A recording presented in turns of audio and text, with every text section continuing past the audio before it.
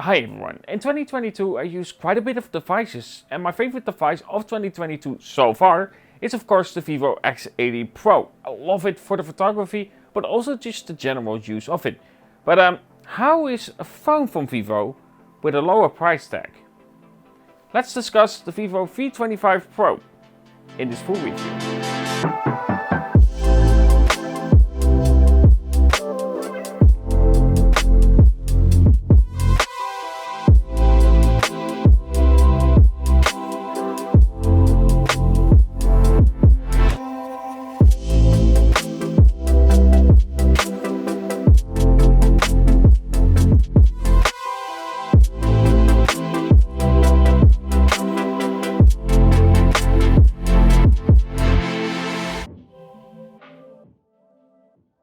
Now before we start getting into the gritty of the phone itself, let's talk about the specifications for the Vivo V25 Pro.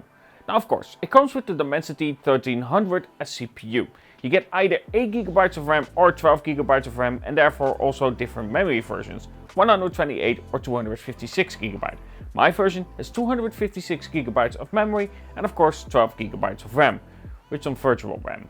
Apart from that, you of course get a 66-watt charger included with the phone itself and the battery is a 4830. Now when it comes to the camera, we have a 64 megapixel main sensor and of course an 8 megapixel ultra wide and then a 2 megapixel macro sensor. When it comes to the camera, I will have to say that I for myself prefer shots that are more natural, something that I can do on, for instance, the Vivo X80 Pro. The Vivo V25 Pro doesn't necessarily follow suit when it comes to that style. It's more saturated, it is definitely brighter compared to what I'm actually seeing, so it isn't the most natural. When it comes to the main camera, I will however say that the camera actually is quite capable. It gets plenty of detail and the shots itself looks pleasing for those who like that kind of style. Seeing the reactions that I've gotten with of course some samples that I showed online. Overall, people were pleased with the shots itself. Again though, for myself, I do prefer the more natural approach. When it comes to video capabilities, you get 4K and 30 frames per second maximum in terms of video recording itself. So let me simply show some samples about the camera performance in daytime and of course in low light as well, and discuss it a little bit further when it comes to that low light afterwards.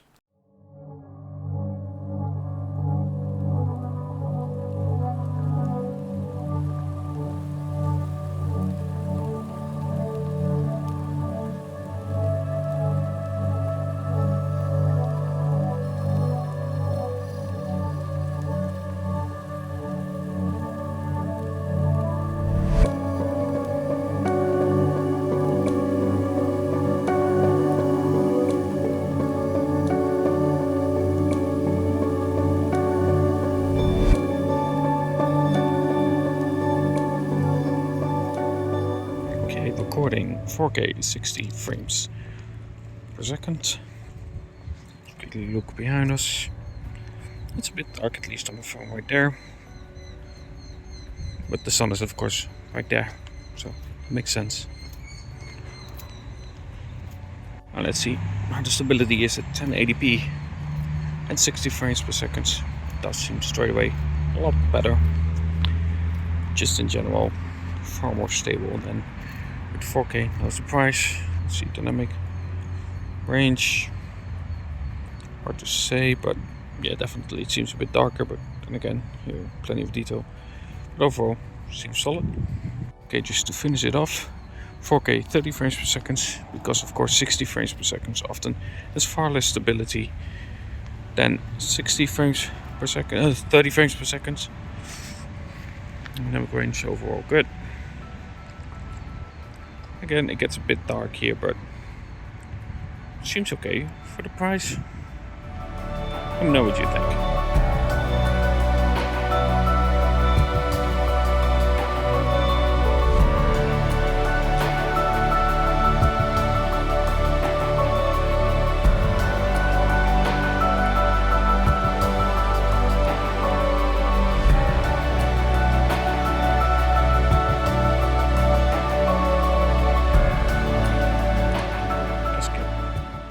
Quite a bit of light in. Actually see more brightness right here than I see with my eyes. Not necessarily sure if that's a good thing though, and it does look quite grainy. But for the price it doesn't seem bad at all, honestly. No night mode. Sorry, notice straight away there is far less grain. I feel like this is more natural. If you want more light in the shot itself, so if you're in a restaurant, I think then the Super is better. But I think if I look at it purely from a realistic standpoint, it's better.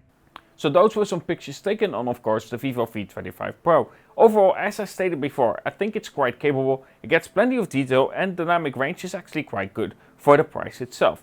I will have to say that the ultra-wide is a little bit softer than I would like it to be, but this is not surprising. With a smaller sensor and of course a lower resolution in general, the computational photography will do something about it, and often that leads to a softer image. When it comes to low light, you do have some different settings here as well. I think for the price in low light, it's probably one of the better ones that you can get, especially if you compare it to some other phones around the same price. Now when it comes to video recording in low light, I will have to say that there is a special mode for low light recording as well. I don't think it works always. This super auto night mode works well for if you want to have more light coming in, if you want to have an image that is brighter, for instance if you are in a restaurant or so on, where of course you want to capture certain people, then definitely that mode is really beneficial. But also I will have to say, if you want a more realistic approach when it comes to lighting itself, that isn't necessarily the best way to go about it, and also more light often also means of course more grain, and you can definitely tell more grain is introduced to the shot itself if you use that mode. Again though, it really depends on the situation. If you want to take a picture or a video outside in normal conditions where you don't capture people, then without a doubt I would not advise that mode. But if you want to capture, for instance in a restaurant with people that you are hanging around with, then definitely I would advise that mode. However, again, it comes with a little bit of a cost with 1080p and 30 frames, and of course you do get a little bit more grain introduced to the shot itself. So let's talk about software experience. The Vivo X80 Pro was my first experience with of course their skin, Fun Touch OS. Now with the Vivo V25 Pro, it runs Android 12 and you get the Fun Touch OS on top of it. Overall in day-to-day life, it's a fast software. I really have no problems, but that's not a surprise anymore, especially for phones around this price. Software experience is clean and it works good. No issues here whatsoever. However, I will have to say that it isn't necessarily perfect. For instance, if I want to go to settings, I have to go to the top of the screen itself, and also for notifications. I would rather have it where of course when you are in the middle of the display and you swipe down from right, you get the settings, from the left you get the notifications. However, with the Vivo V25 Pro, it's a search bar. Don't think that's a good idea, especially when it's the default setting. Don't care for it, and I don't think that that should be your basic default setting. Now let's talk about something that I actually really like about the Vivo V25 Pro. It's the display. I know not everyone is going to love a curved display, and if you don't, then well, this one does have it. But overall, I will have to say that the display is good in terms of quality and in terms of brightness. Outside in the sun really is no issue at all. It gets bright enough and I have no problem here whatsoever. Viewing angles are good as well, and watching video, playing games and so on is excellent on the Vivo V25 Pro. However, if you are watching videos, there is something that is amiss. It actually doesn't have stereo speakers. It just has the bottom facing speaker compared to a lot of phones, especially around this price, having that dual speaker setup. And I think it's a real miss to not have stereo speakers. Stereo speakers are definitely a benefit when it comes to watching content, especially these days where people use their phone to watch all the YouTube videos, TikToks and so on. So when it comes to that, definitely a miss. Talking about audio, let's also talk about something else that is a miss. If you don't know yet, and you haven't subscribed yet to my channel, don't forget to do so. But if you don't know yet, yeah, I care for the 3.5mm headphone jack. And sadly, that's nowhere to be found. I find it important that the basics are covered really well, and the 3.5mm headphone jack is one of those basics that enhances my experience on the phone. Bluetooth is still available if you have a headphone jack, for those people who don't know. So it's a real shame that you don't have that. Also, you cannot expand the memory itself. It's limited to the 128GB or 256GB that you get with the phone itself. Want to expand it? You cannot. It's just not possible. But the Vivo V25 Pro is also a phone that tells me that you should use a phone a bit longer to experience the phone itself, and therefore I waited a little bit with my review. At the beginning, when it comes to taking this one out for camera samples, for instance, trying to shoot different things, well, I kind of run into a problem that they fix now, so don't worry. But I only had it like once or twice after this. But when it comes to taking images, I often, for instance, put the phone down, have it angled up, so I can get a certain effect that I would like close to the ground.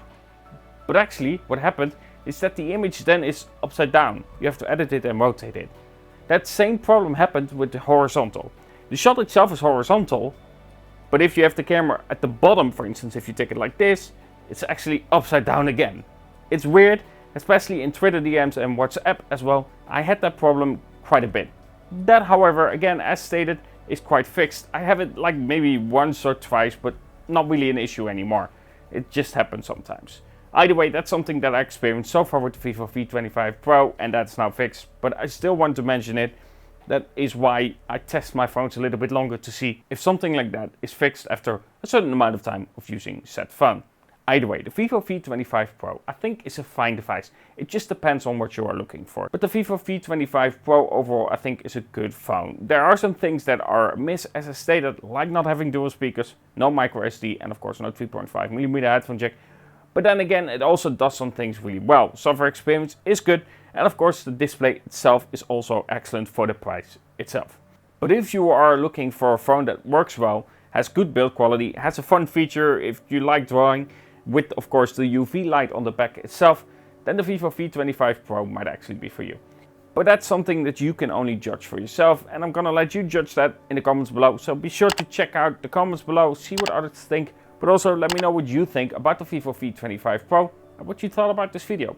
Either way, hope you enjoyed it, and of course if you haven't subscribed yet, don't forget to subscribe, hit like, bell icon and all that stuff, and talk to you guys in the next.